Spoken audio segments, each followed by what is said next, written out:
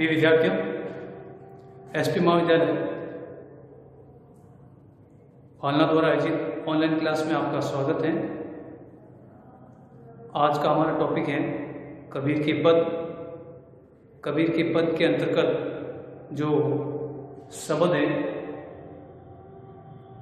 साखी का दूसरा पार्ट है, उस शब्द के अंतर्गत अगला पद है हमारा अपने जन्म या अपने में रंग रंगी आपनो जानो खेलो संत विचार।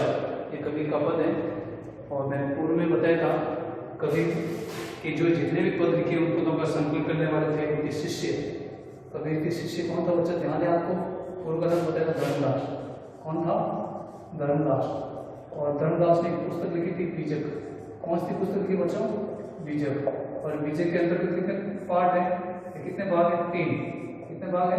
3।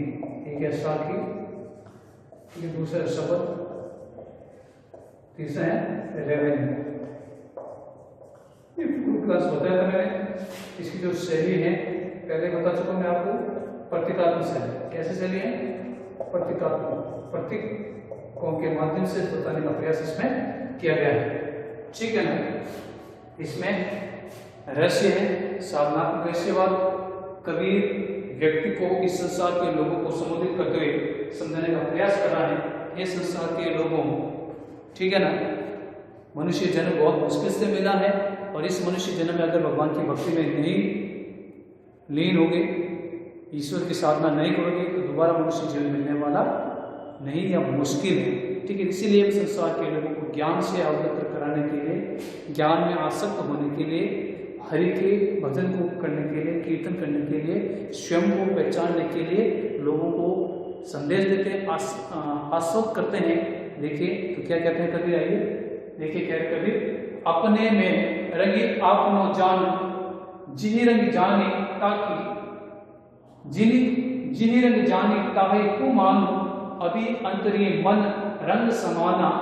लोग कहे कबीर बुराना रंग न चिन्हे मूर्खी लोई। जिनी रंगी रंग रहस कोई जे रंग कबू न आवे न जाए कहे कबीर ही रहा समाए। 64 दीवा जोई करी 14 चंदा माए। तीही दरी जिसको चान्यो जिनी गरी गोविंद नाही। सतगुरु मिलिया तका बया जे मन पाड़ी भोल पासी बिंस्टा कपड़ा। क्या करे बिचारी चोर चौपड़ी मांडी चौहटे अर्घ बाजार कहे कबीर रामजन केलो संत विचार। कबीर कितने अच्छे व्यक्ति थे। कबीर ने कितनी अच्छी बातों से हम जैसे युवाओं को, संसार के लोगों को ज्ञान की बातों से संदेश देते हुए उन्होंने समझाने का प्रयास किया। हे संसार के लोगों, कह रहे कबीर, हे संसार के लोगों, आप जो सांसारिक जीवन में जी रहे हो एक क्षणिक सुख है इसका। अगर इस जन्म में भी अगर आपने भगवान की भक्ति नहीं की, स्वयं को नहीं पहचाना, तो दोबारा जीवन मिलना मुश्किल है। और न जाने तुम्हें कितने वापिस जन्म लेना पड़ेगा और कितनी योनियों में जन्म लेने के बाद वापिस मनुष्य जन्म लेगा था तुम्हें कितना कष्ट होगा। इसलिए तुम्हारा बहुत सौभाग्य है कि तुम्हें मनुष्य जन्म मिला है। इसलिए मनुष्य जन्म मिलना तुम्हारे लिए सौभाग्य की बात है। इसलिए कबीर कहते हैं कि अपने रंग में अपने में रंगे आपनो जानो। हे संसार के लोग, जो व्यक्ति स्वयं को पहचान लेता है, जो व्यक्ति स्वयं की बात को मानता है, स्वयं क्या है, स्वयं के बारे में जान लेता है, वो व्यक्ति संसार के भवरूपी सागर से पार हो सकता है। कबीर कह रहे अपने में रंग जानो, अपने में रंगी आपनो जानो। जो व्यक्ति अपने में रंग जाता है, हरि के रंग में डूब जाता है, हरि की भक्ति में डूब जाता है, हरि के रंग में से दीदार हो जाता है, परिचय हो जाता है, वो व्यक्ति संसार रूपी भवसागर से हमेशा हमेशा मुक्ति पाता है, पार हो सकता है। इसलिए कबीर कह रहे हैं कि अपने में रंगी आपनो जानो। जो व्यक्ति अपने में रंग जाता है, हरि के भजन में डूब जाता है, आपनो जानो, वो स्वयं को पहचान लेता है। और जो व्यक्ति अपने में रंग करके भगवान की भक्ति में लीन करके अपने को नहीं पहचान पाता है, तो वो व्यक्ति उसका जीवन व्यर्थ है। अर्थात स्वयं अपने भगवान के हरि चरण में या हरि शरण में जाकर के अपने को पहचानना जरूरी है, तभी आपको ईश्वर की भक्ति का वास्तविक आभास होगा, अन्यथा तुम्हारा जीवन व्यर्थ हो जाएगा। जीवी रंग जानी तारीफ को मान, कितनी गजब बात करे, जी रंग जानी ताई को मानो।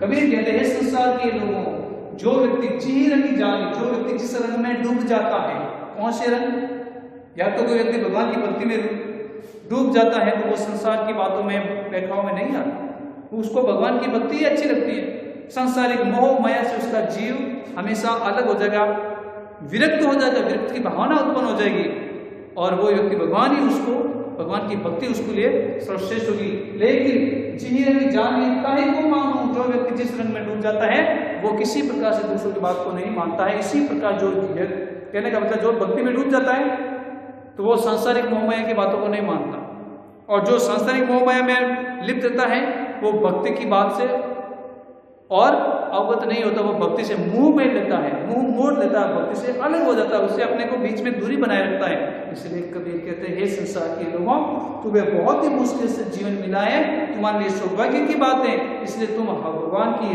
भक्ति में, भगवान के हरि भजन के रंग में डूब करके स्वयं को मान लो और इसी प्रकार से स्वयं को पहचान लो। इसी प्रकार संसारिक मोह माया राग द्वेष छल कपट ये जैसे जो हमें भक्ति में बाधक बनते हैं, ईश्वर के साधना में बाधक बनते हैं, उससे हमें दूर रहना चाहिए। इसलिए ताकि को मान, इसलिए जो रंग में रंग दूसरों को नहीं मानता, दूसरों को मानने की आवश्यकता नहीं है। आगे क्या कह रहे हैं, अभी अंतरी मन रंग समाना, अभी हृदय अंतर यानी हृदय की बात, ठीक है ना, मन रंग समाना, जिस व्यक्ति का अभी भी क्या कह रहे हैं, जिस व्यक्ति का अंतर मन जिस रंग में डूब जाता है, हरि शरण में चला जाता है, ठीक है ना, समाना क्या कह, रंग समाना कहे कबीर हो रहा। कबीर दादी कहते हैं कि अगर मैं संसार के लोगों को कहूंगा, हे संसार के लोगों, तुम्हें भगवान की भक्ति करनी चाहिए, भगवान की भक्ति में लीन हो जाना चाहिए। अगर मैं भगवान की भक्ति करता हूं, मैं भगवान की भक्ति में लीन होता हूँ, भगवान की भक्ति के बारे में कहता हूँ और इस प्रकार भगवान की भक्ति में हमेशा तन में रहता हूँ, तो संसार के लोग मुझे कहेंगे कबीर गोरा ना हो, कबीर पागल हो गया। कबीर क्या हो गया है, पागल हो गया। और जो पागल व्यक्ति होता है उसे कोई बात मानते वाले नहीं है, क्योंकि जिस व्यक्ति के अभी हृदय मन रंग समान, जिसके हृदय में भगवान की भक्ति का भाव आसक्त भाव जागृत हो जाता है, वो व्यक्ति बहुत बड़ा महान हो जाता है, वो व्यक्ति भगवान की शरण तक पहुंच सकता है। इसलिए जो व्यक्ति भक्ति में नहीं डूबता है और जो व्यक्ति कबीर की बात को नहीं मानता है तो वो क्या कहता है, क्या कहते हैं, लोग कहे कबीर बुराना, लोग मुझे क्या कहेंगे, कबीर पागल हो गया। हमें लोग कहते कबीर हमें बहका रहा है। रंग न चीने मूर्ख की लोई, कितनी गजब बात बता रहा है, रंग न चीने मूर्ख की लोई। कबीर कह रहा देखिए, लोई नहीं क्या कह रहा है, लोक या संसार, लोक यानी मूर्ख, चीने में रंग लगना, इसी प्रकार रंग यानी अंतर ज्ञान या ज्ञान प्राप्त होना। रंग ना चीने, जिसको रंग नहीं चिंता है, ठीक है ना, जिसको रंग नहीं लगता है, ज्ञान प्राप्त नहीं होता है, ज्ञान की शरण को पहचान नहीं पाता, ज्ञान की बात को स्वरूप को नहीं पहचान पाता है। क्या क्या है, रंग ना चीने, जिसको रंग नहीं चिंता था, भक्ति का भाव नहीं सुनता है, भगवान के ज्ञान का प्राप्त नहीं होता या गुरु की बात को नहीं मानता है, तब ऐसे व्यक्ति में रंग न चीने मूर्ति लो, जी रंग सब कोई। और वो व्यक्ति कितना भी वो दूसरे व्यक्ति कहते हैं वो उसको बातों को मानने वाला नहीं है। इसी प्रकार जो व्यक्ति भगवान की भक्ति में डूब जाता है और इसी प्रकार से जो व्यक्ति में डूब जाता है उसको चाहे कितने सांसारिक लोग हैं, संसार की मोह माया राग जो आसक्ति का भाव है, उसको किसी प्रकार से उसको भगवान की भक्ति से अलग नहीं कर सकते, बस आते वो भक्ति में डूब जाता है। और जो व्यक्ति में नहीं डूबा होता है तो चाहे उस व्यक्ति को कितनी भी ज्ञान की बातें करते हो उसके ऊपर कोई प्रभाव नहीं पड़ता है। कबीर कहते हैं ये है, आगे क्या कह रहे हैं, जे रंग कबहू न आवे न जाए कहे कबीर की राह समाए। इस संसार के लोगों, जे रंग, रंग का मतलब ज्ञान, भगवान की शरण, भगवान की भक्ति, जे रंग न कबहू न आवे जाए।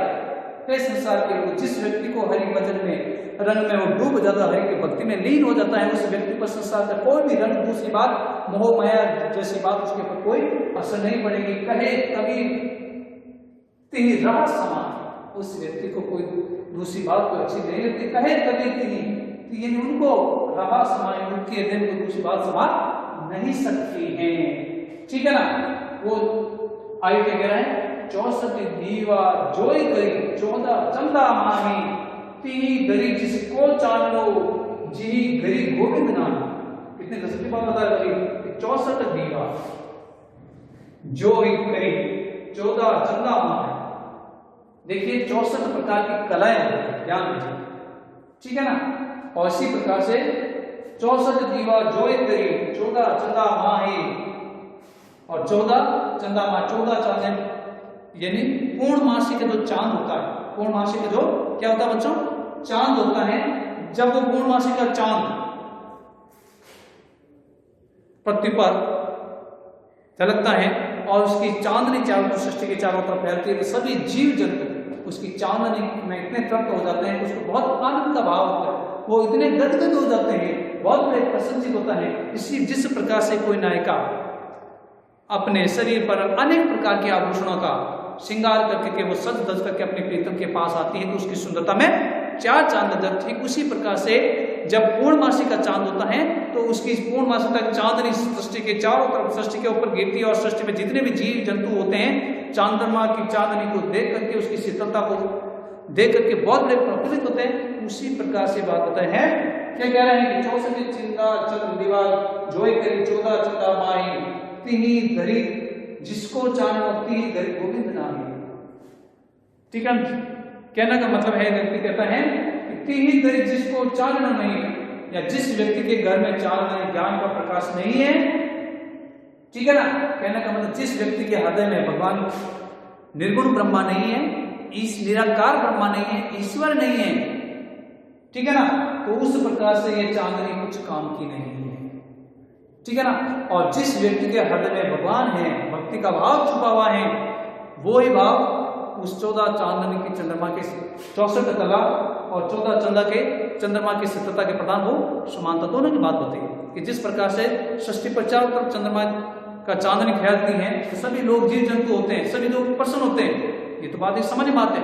लेकिन दूसरी बात कबीर ये भी कह रहा है कि जिस व्यक्ति के हृदय में चांदना राम या निर्गुण ब्रह्मा यानी गोविंद ज्ञान का प्रकाश नहीं है, तो वो 14 प्रकार की कलाओं का ज्ञान शीतलता को लेकर भी वो प्रसन्न कभी नहीं हो सकता है। 2 बात बताइए यहाँ पर, ठीक है ना, कि तिही धरी जिसको चांदना, जिसके घर में चांदना नहीं है, कौन ने किया किसका, जी धरी गोविंद नहीं, उसके घर में चांदना नहीं होगा, क्योंकि उसके घर पर गोविंद नहीं। कहने का मतलब ये है, आज क्या कह रहे हैं, सतगुरु मिलिया तका बया, क्या कह रहे हैं, सतगुरु मिलिया तका बया, सतगुरु मिलिया तका बया, जे मन पौड़ी पाड़ी, क्या कह रहे, जे मन पाड़ी बॉल, ध्यान दीजिए, सतगुरु मिलिया, जिस व्यक्ति को सतगुरु मिल जाते, अच्छे गुरु मिल जाते हैं, तका भया, तक का मतलब होता तो, है ना,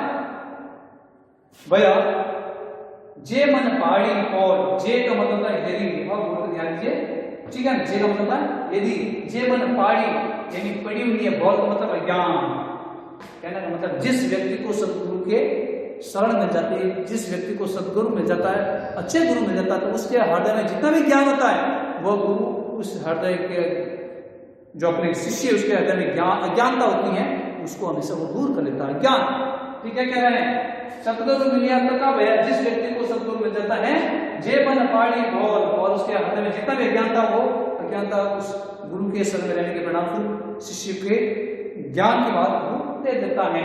आई क्या करे, पासी बिठा कपड़ा, क्या करे, बेचारी चौक, और इसी प्रकार से, ठीक है ना, पासी का मतलब होता है ताने बाने, यानी उसके शरीर पर जो शरीर को ढकने के लिए जो कपड़े पहने हुए हैं, ठीक है ना।